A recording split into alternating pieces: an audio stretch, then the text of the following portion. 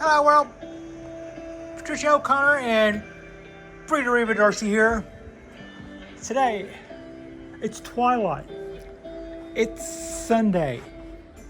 It's a beautiful late summer day. Alameda, California. I turned the lights back on, kind of what is called flashing. I'm flashing the trees a little.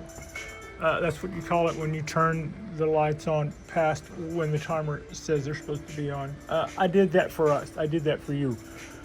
So we could get a good exposure here. But twilight is awesome.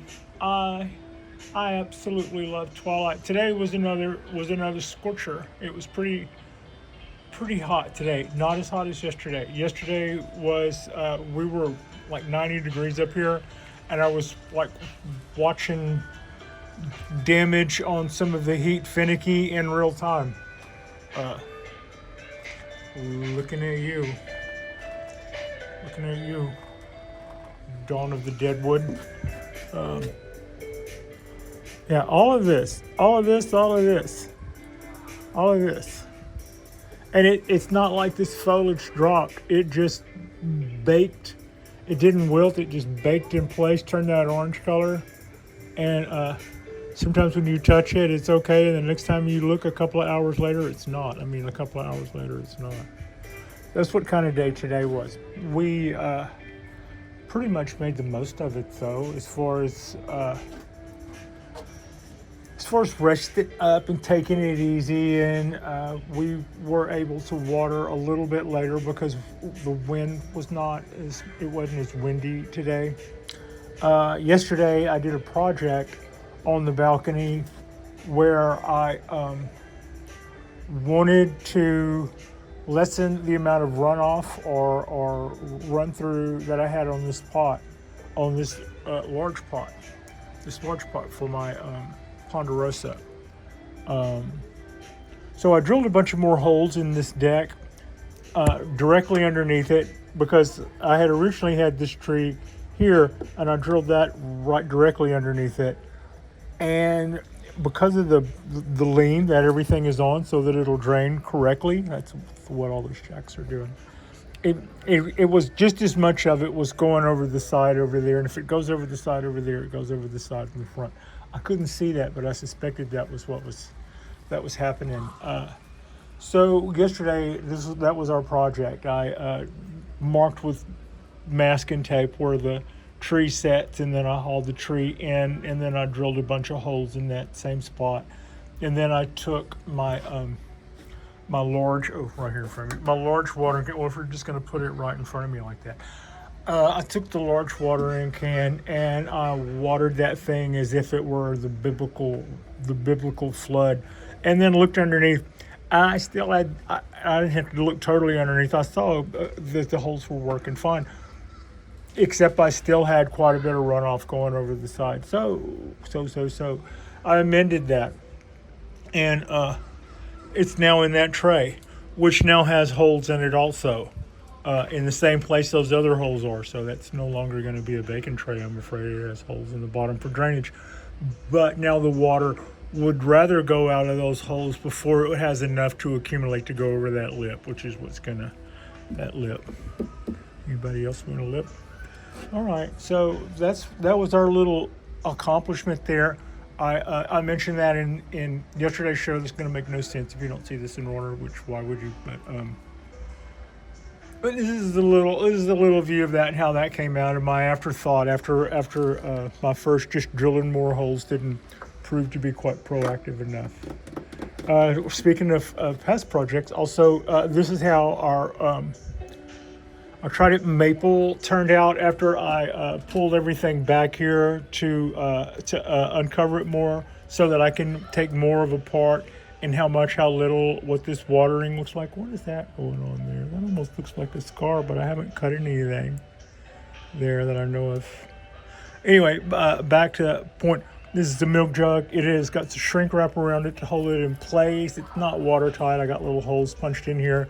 I was having a hard time getting this getting that peat moss to take up soil, take up water. It would soak some in, maybe run some down the front, but at the same time, it kind of wanted to float. And whenever it floated, you saw that just like nothing underneath there was still dry. So twofold. I started misting it, and that seemed to help. A couple of times of misting it, and that helped me to establish, like when you water, the water goes from top to bottom, and it's finding its path of least resistance, right? And if you didn't water there again and let that totally dry out and came back, much later, then you might have a situation where you're finding a new path of least resistance. Not so with something that you water every day. When you water every day, that path of least resistance becomes like a little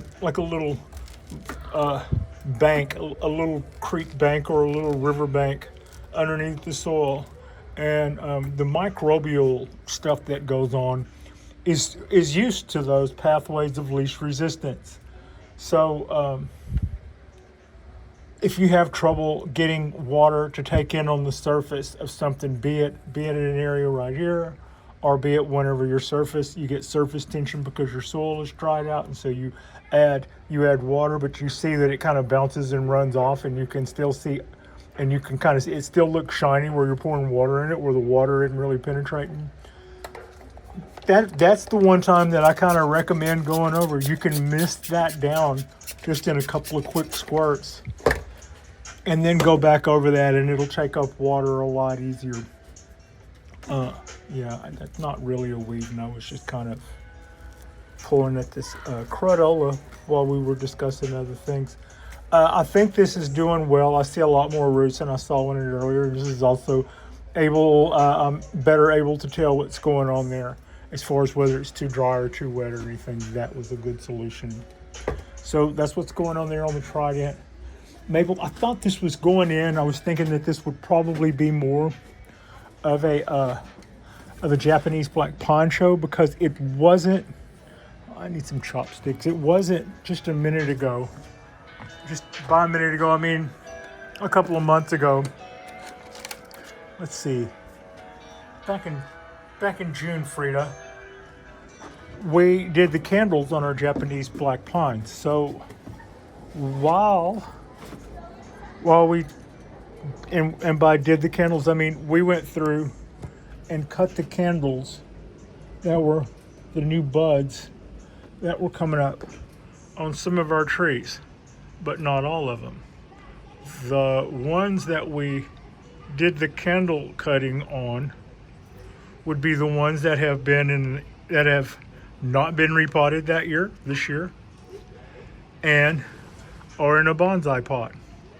If it's in a bonsai pot and is getting the full bonsai treatment, and we haven't repotted the tree this year, like the one I'm showing you has been in there going on 2 years, then I went through and I cut all the new buds. You see all those smaller buds that are coming through? We're looking at needles now that are two different sizes.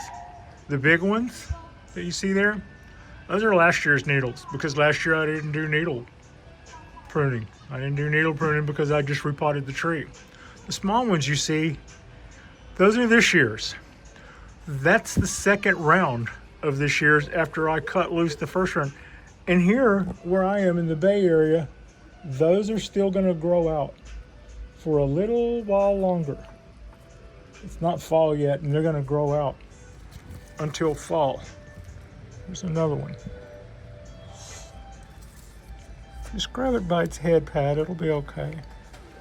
I love this little tree. Now you can see again, two different sized needles. Those long needles were last year's. That's what they would all look like on this tree had we not gone through and cut our buds. Now, before you get totally excited, the short needles, they're almost as big as they're going to get, but not yet. They haven't come to full length yet.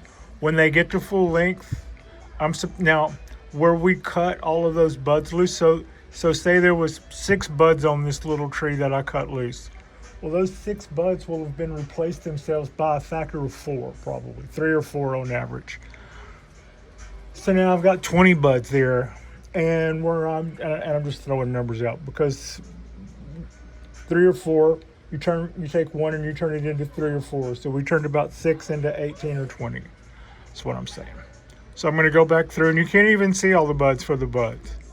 It looks like, almost a countable number until you really start digging, and this is what looks like one big bud is 3 little buds or something. So I will go back through there, and wherever there's a cluster of 4 or 3 or 5 or whatever, I will select that down to the number 2 that are in equal energy, and I will cut all the rest of them away. So what looks like a mess that you can't really see inside the tree, although notice this also, those 2 different sized needles. The long needles are last year's needles, and we can lose those at some point. The short needles are what we did this year. They will get a tiny bit longer. They're not through growing yet, but they're almost through growing. So we'll take some needles that are almost this short, and then we're going to reduce the buds that they're connected to by 2/3. And at that point, you'll be able to see all the little pairs, and it'll have shorter needles, and they'll be more in proportion with our tiny little bean-sized bonsai pot. So that's why we do needles, and this is what one looks like after we did our candle cutting. This tree got transplanted this year. See how long all those needles are?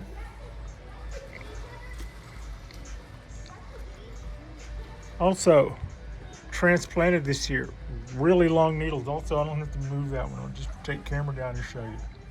Really long needles on that guy. Just got transplanted into a bonsai pot, which means from now on, it's a bonsai tree. It's a bonsai tree because from now on, it is up to the bonsai keeper, the bonsai gardener, to maintain the water, the oxygen, and the nutrients, and everything else that tree needs, because it is in a restricted environment, and it is up to us to spoon feed its needs as needed. This tree, repotted. I like that little pot. It kind of goes against functioning. Also, look at all those roots.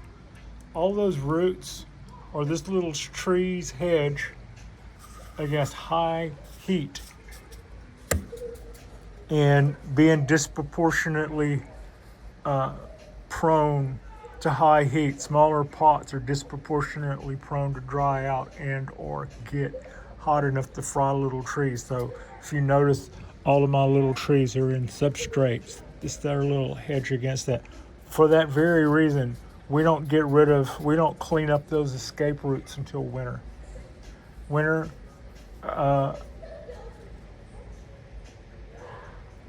I will go through and clean up all those escape roots. It won't need them as much.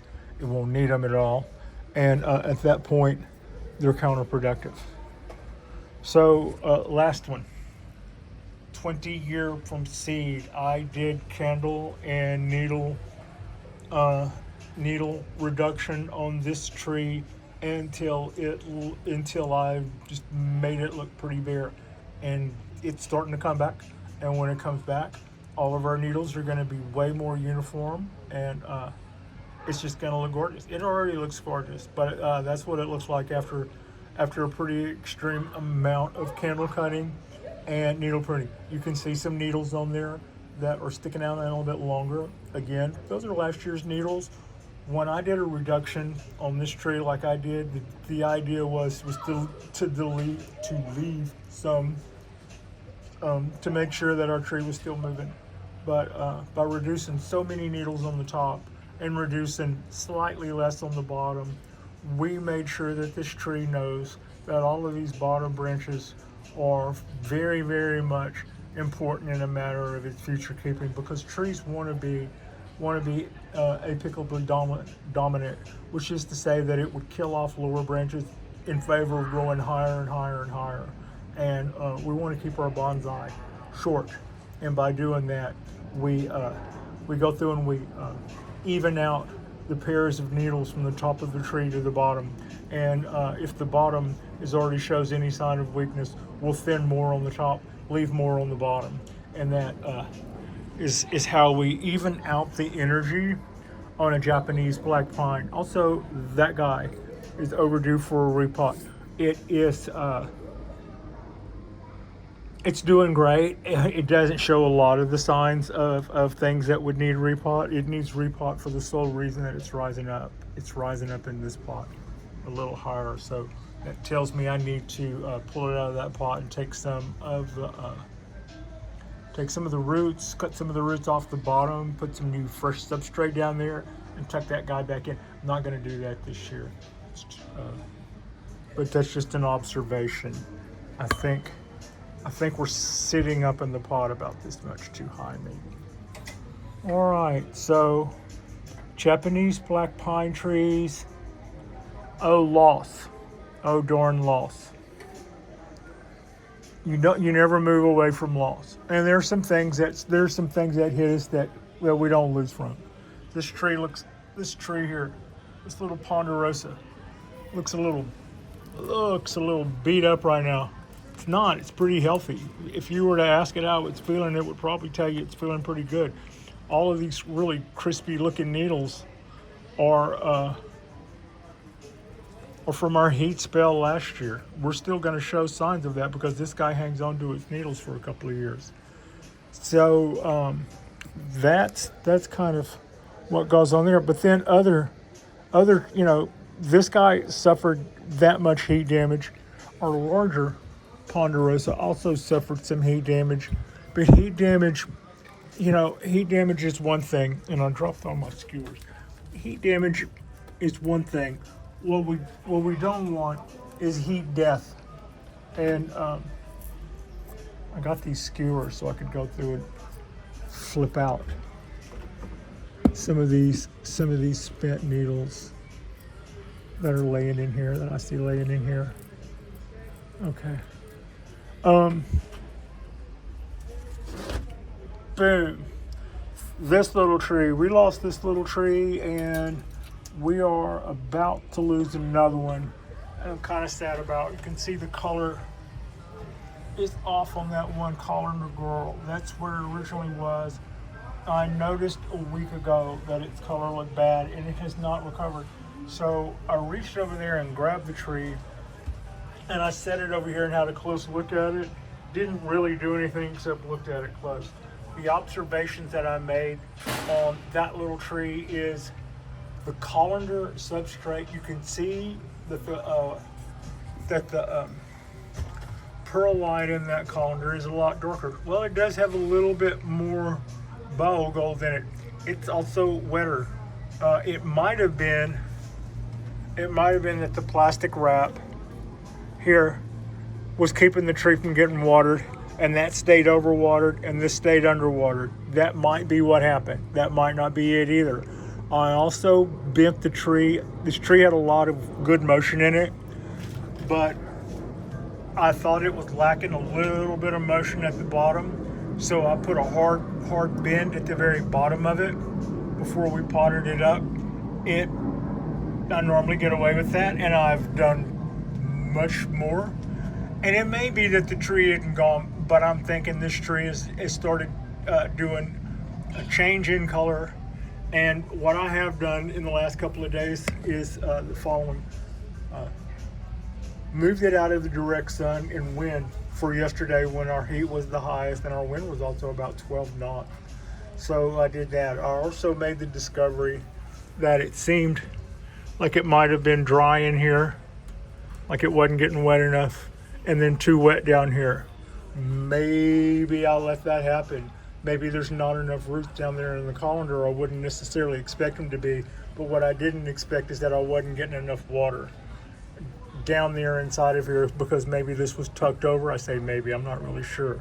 But it might have been that I wasn't getting enough water in there, because as the heat temperatures rose, that tree began to look foul.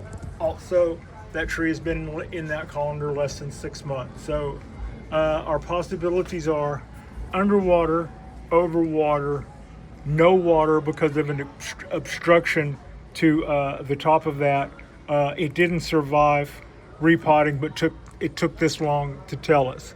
So yeah, that's what's going on there. I'll be a little bit bummed out if I lose that tree. I'll be a little bit bummed out whenever I lose any tree. But that little guy showed a lot of promise, and I was really looking forward to seeing that in colander form. Also, I'm overdue to put motion in these other colander trees. There's nothing so exclusive about that tree. I don't want to hurt your feelings, cover your little tree ears, but there's nothing so exclusive about this tree that we can't do it again with any one of these or any one of the others. But yeah, that's what's going on there. And then when it comes to losses, I brought some trees to the store, and I sold some, and I had some, and I lost some due to five-finger discounts. And I lost one like this, and this one is not a loss. This is actually a well, it would probably say, "Don't call it a comeback. I never left." So yeah, we'll call that a comeback. You can lose, or you can have trees do this to their needles, and if you see green, don't give up on them. All right, that's our little spot. I took the slings off of this dawn redwood to bring. I put slings on it to bring this branch down and to bring that branch down. That's the desired results. Those are the desired results. It has all those buds on it that it's made, so you could be forgiven in thinking that the tree is just about to bud out and go duck and futz all over again. But I don't think so. It made all of those buds back in May, and I've just been looking at them. I've even done a little bit of trim work and stuff, thinking that I would stimulate those buds. Nah, they don't care. They don't care. This was a green showing plumage bud, and when I cut that, I thought that'll make that bud go, and yeah, he didn't care. Just passed on the job. Could have been the new Associata, and it passed on the job. Like and subscribe if you haven't already. Our next drop will be midweek Wednesday. We will do one of show number 6 in the beginner series. I think it's on pruning. I'll have to ask the girl to find out for sure, but I think it's on pruning. And I appreciate you. Frida appreciates you. Look at that dusk. That's what our late afternoon looks like in Alameda, California. I appreciate you. Frida appreciates you, and thank you all so much for watching.